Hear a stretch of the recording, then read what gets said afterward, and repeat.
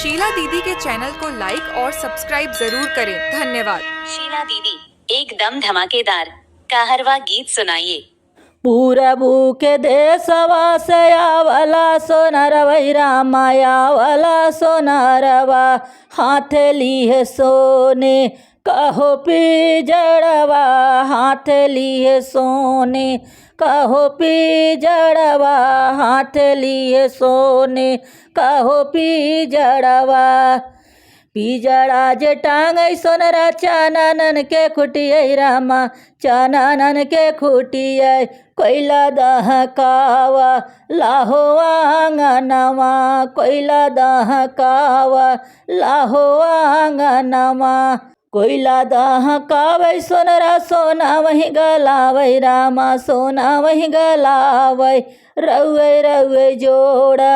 लाहो कांगनवा रउै रउै जोड़ा लाहो कांगनवा रउै रउै जोड़ा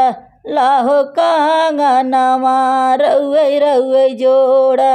लाहो कांगनवा केकरा जोगे गाढ़ै सोनरा अंगूठी मुनरियै रामा अंगूठी मुनरिया केकरे जोगे गढ़ लाहो कांगनवा केकरे जोगे गढ़ लाहो कांगनवा केकरे जोगे गढ़ै सोनरा अंगूठी मुनरिया हो अंगूठी मुनरिया केकरे जोगे गढ़ लाहो कांगनवा केकरे जोगे गढ़ लाहो कांगनवा ननदी जोगे गढ़ै सोनरा अंगूठी मुनरिया हो अंगूठी मुनरिया भौजी जोगे गढ़ लाहो कांगनवा भौजी जोगे गढ़ लाहो कांगनवा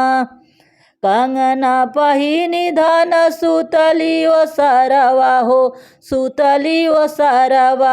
मुरहा देवरवा